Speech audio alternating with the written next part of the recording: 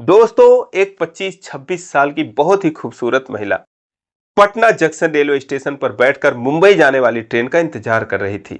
तभी वहां पर एक युवक आता है। उसकी नजर उस महिला पर पड़ती है तो उसकी खूबसूरती का वो कायल हो जाता है।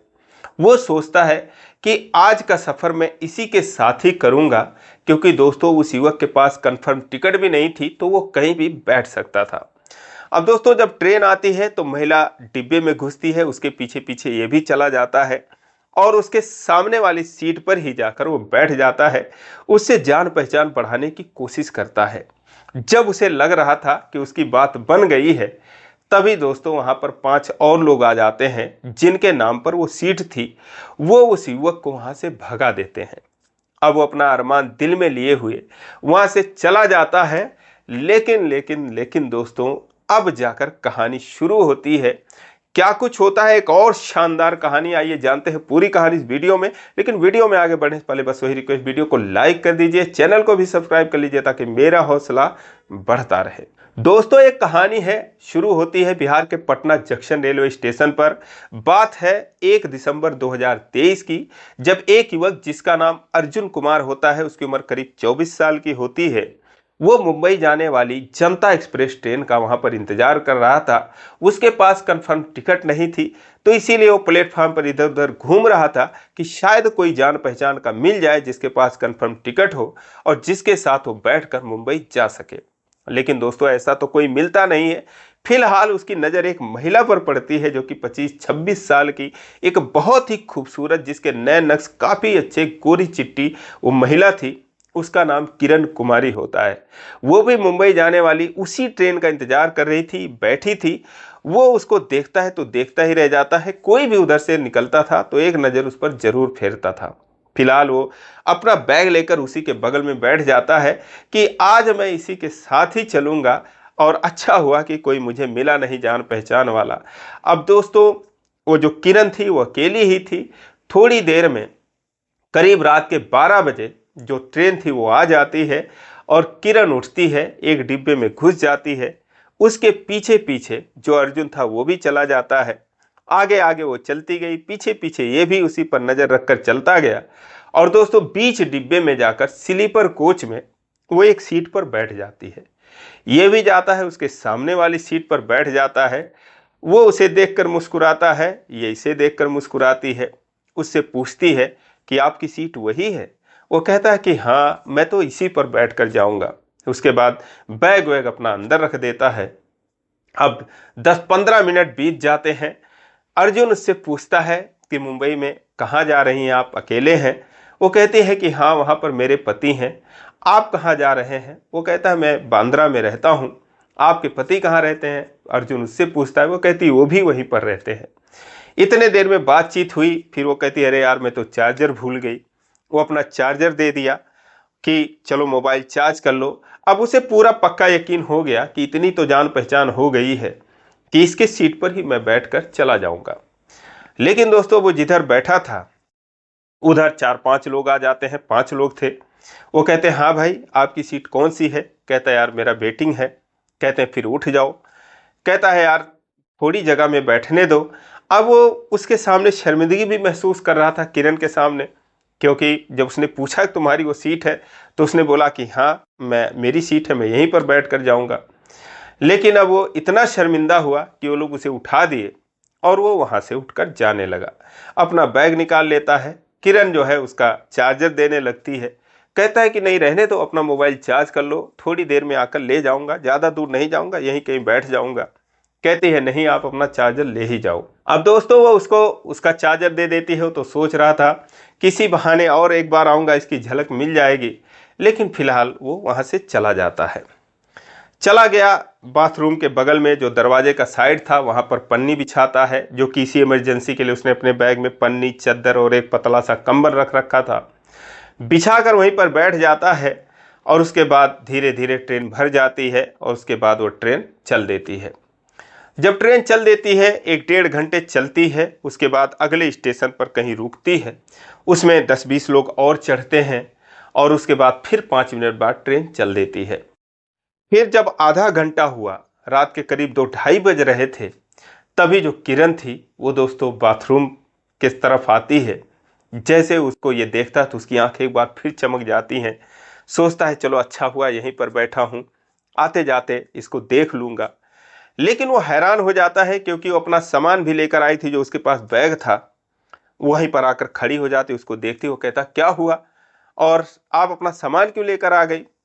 तो वो कहती है क्योंकि मेरा भी टिकट नहीं है और मुझे भी भगा दिया। अब इतना सुनते ही दोस्तों वो खुश हो जाता है। कहता है क्या बात कर रही हैं, आपका भी टिकट नहीं था? बोली हाँ मेरा भी नहीं था। बोला फिर आपको तो कम से कम बैठने देते वहां पर, कौन आ गया उस सीट पर? बोली कि दो महिलाएं आ गईं और उन्होंने मुझे भगा दिया। उनके पति ने बोला कि बैठने दो, क्या फर्क पड़ता है, लेकिन वो पति से ही उसके लड़ने लगी। उन्होंने मुझे भगा दिया, समझने की कोशिश ही नहीं की। जो वो 5 लोग थे वो लोग तो बोले कि आकर बैठ जाओ मेरे तरफ, लेकिन अब उनके बीच में कौन बैठता? वो देखने से ऐसे खराब से लग रहे थे, मुझे घूर रहे थे। तो बोला अब, बोली अब क्या, अब तो मैं भी कहीं पर ऐसे ही अब जाना पड़ेगा। अब दोस्तों तुरंत वो एक तरफ सरक जाता है, कहता आ जाओ इधर बैठ जाओ। कहती है आपको परेशानी तो नहीं होगी? बोलता ना ना मुझे क्या परेशानी होगी, आइए आइए बैठ जाइए। दोस्तों तुरंत जो है वो बैठ जाती है। और उसके बाद बहुत ठंड था, दिसंबर का महीना था। कहती है बहुत ठंड है। उसके बाद वो अपना कंबल भी इसको उड़ा देता है। वो कहती है अरे आपने तो पूरा ही कंबल मुझे दे दिया, आपको लग जाएगी तो क्या होगा।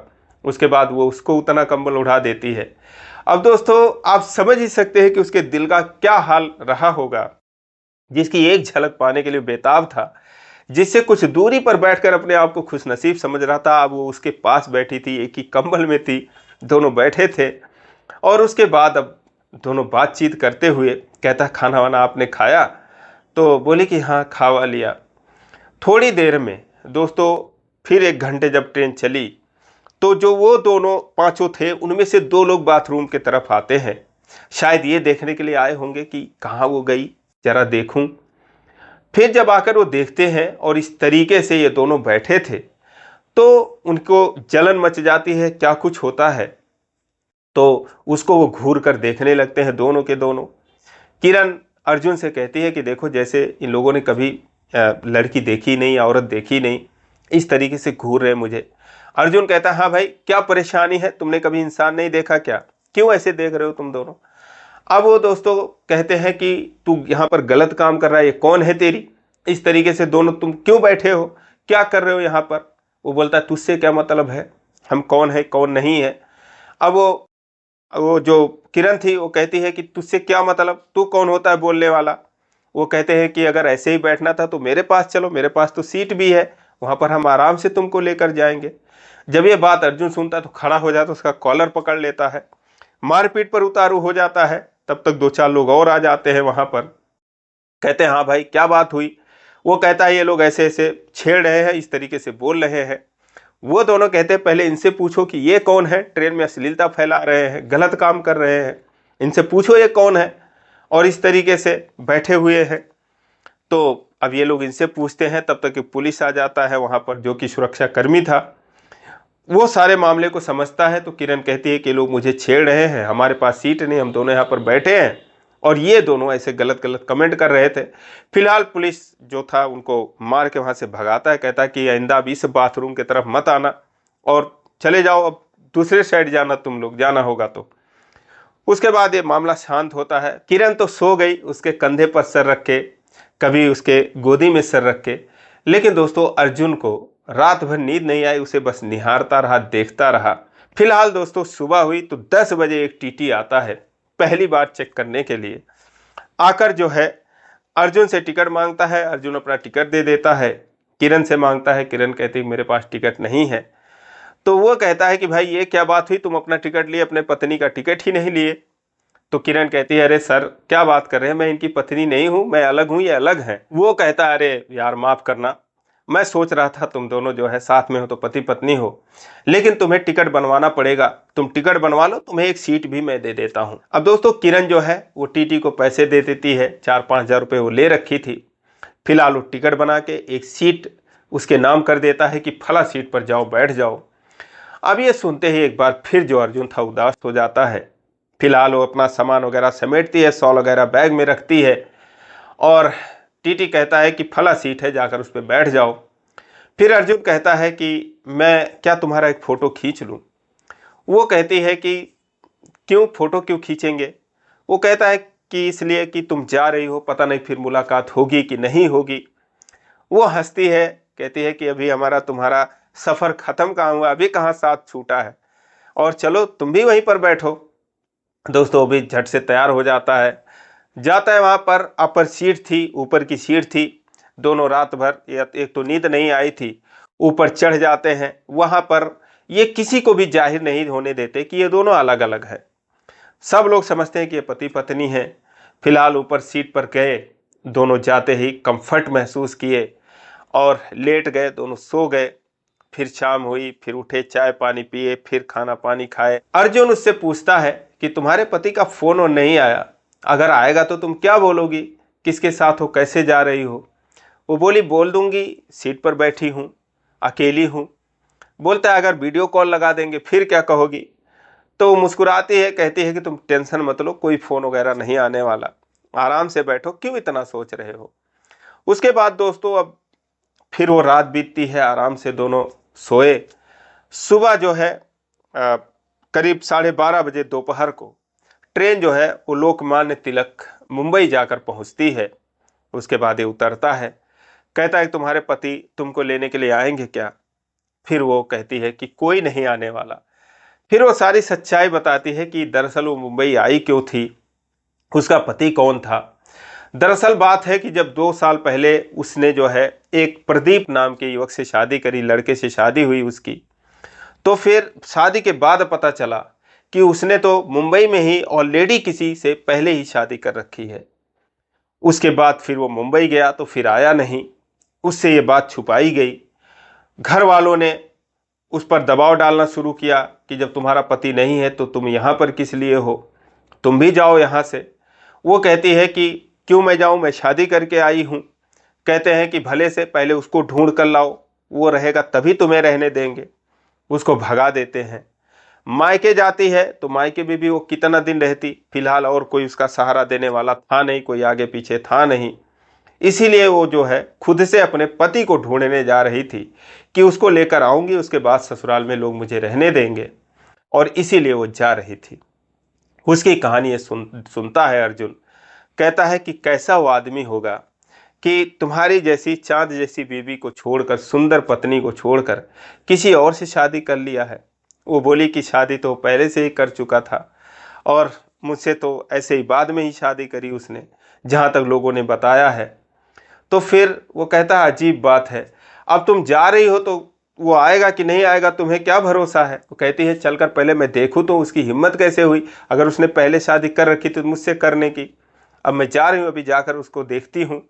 तो कहता है कहाँ पर वो रहता है। तो फिलहाल एक एड्रेस किसी ने उसको लिख कर दे रखा था कि हाँ यहीं पर वो रहता है, एक महिला शादी कर रखा है। तो एड्रेस बताती है। कहता अच्छा ठीक है, तो तुम क्या इस पर पहुँच जाओगी। बोलती है कि अब पहुँच जाऊँगी पूछते पाछते। कहता है चलो ठीक है, मैं भी तुम्हारे साथ चलूँगा। उसके बाद कहता है चलो पहले मेरे कमरे पर, वहाँ पर आराम करेंगे, थोड़ा नहाएंगे धोएंगे खाएंगे, 36 घंटे का सफ़र करके आए हैं, उसके बाद चलेंगे आराम से। अब फिर वो उसके पीछे पीछे उसके कमरे पर जाती है। अर्जुन का एक कमरा था छोटा सा, वहाँ पर दोनों नहा धो के खा पी के आराम करते हैं। और जैसे ही वो दोनों लेटते हैं अलग अलग, दोनों को नींद आ जाती है। सफ़र के थके हुए थे, आँख इनकी खुली तो रात हो चुकी थी। कहता अरे यार आज तो लेट हो गया, कल चलेंगे। फिर उस दिन खाए पिए। अब जो अर्जुन था वो दोस्तों बस उसी के बारे में सोचता, और सोचता कि काश ये जो है इसका पति इसे ना मिले, ये सब सोच रहा था।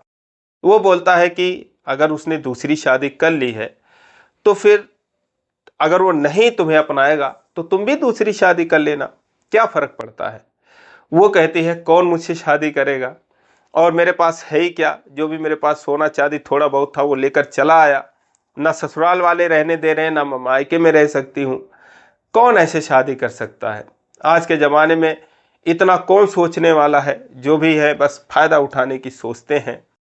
वो कहता है ऐसी बात क्यों कर रही हो, तुमसे तो कोई अच्छा लड़का तुमसे शादी कर सकता है। उसके बाद दोस्तों अब दूसरे दिन जो है ये दोनों वहाँ पर जाते हैं, जहाँ पर उनसे एक महिला मिलती है। महिला वही थी जिससे, जो उसके पति का नाम प्रदीप होता है, प्रदीप ने शादी कर रखी थी।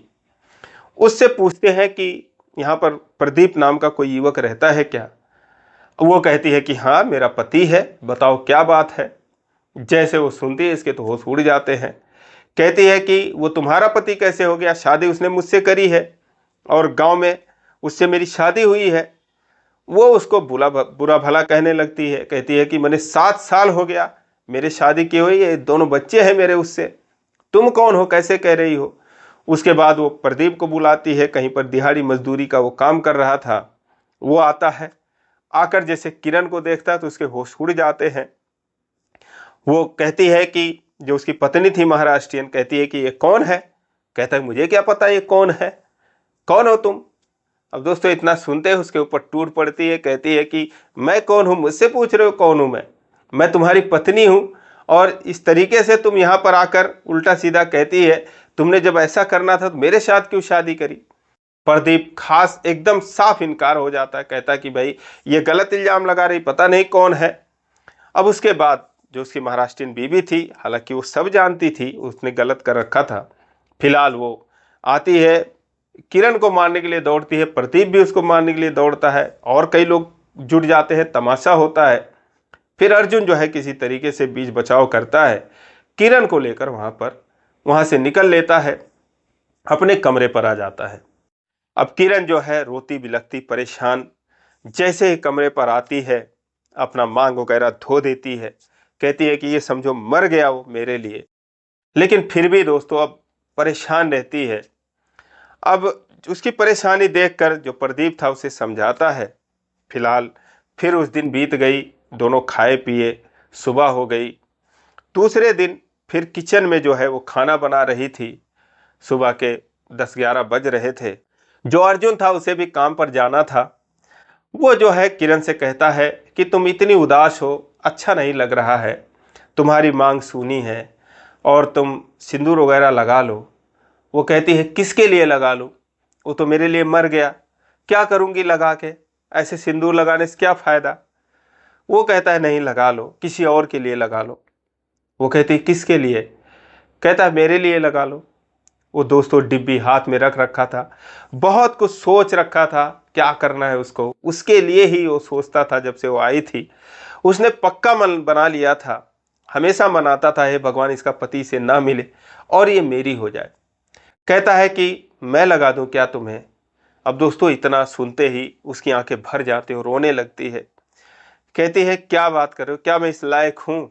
वो कहता है क्यों नहीं हो, ये तो मेरी खुशकिस्मती होगी कि अगर तुम मुझसे शादी करने के लिए तैयार हो जाओ। दोस्तों उसके बाद वो आंखें बंद कर लेती है, रोने लगती है, आगे बढ़कर उसकी मांग भर देता है और उसके बाद किरण उससे लिपट जाती है। दोस्तों दोनों पति पत्नी बन चुके थे, फूट फूट कर रोती है, उसे समझाता है। कहता है तुम टेंशन मत लो, मैं तुम्हें कभी कोई दुख नहीं दूंगा, तुम्हारा दामन में खुशियों से भर दूंगा। दोस्तों वही होता है जो अर्जुन था उसे पाकर बहुत खुश होता है और साथ में किरण कुमारी की जिंदगी जो थी वो संवर जाती है। दोनों पति पत्नी के रूप में रहने लगते हैं और पूरे 1.5 साल बीत जाते हैं। दोनों बहुत शानदार तरीके से रहते हैं और फिर इस बीच में उनको एक बच्चा भी होता है। उसके बाद जब उनको बेबी हो जाता है फिर उसको लेकर ये लोग अपने गांव को जाते हैं। गांव वाले जब देखते हैं तो हैरान हो जाते हैं, कहते हैं यार बड़ी सुंदर बेबी लाया, कहाँ से लाया। तो सारी कहानी वो लोगों को बताता है। उसके माता पिता कहते हैं चलो बहुत अच्छा हुआ, बड़ी सुंदर बहू है, बड़ा अच्छा पोता है। और इस तरीके से दोस्तों उनका स्वागत किया जाता है। अभी ये पिछले महीने की बात है जब ये दोनों पहुँचे बिहार में अपने घर पे। और दोस्तों उसके बाद बहुत ही खुश हैं दोनों, भगवान करे हमेशा ये दोनों खुश रहें। ये कहानी खुद उन्होंने मुझ तक भेजी थी और मैं आप लोगों तक पहुंचा रहा हूं। तो दोस्तों ये कहानी आपको कैसी लगी आप कमेंट में ज़रूर बताएं और इसी प्रकार की कहानियों के लिए चैनल को सब्सक्राइब करें। वीडियो को लाइक नहीं किए हैं अभी तक तो लाइक कर दीजिए। फिर मिलेंगे अगले वीडियो में, तब तक के लिए जय हिंद।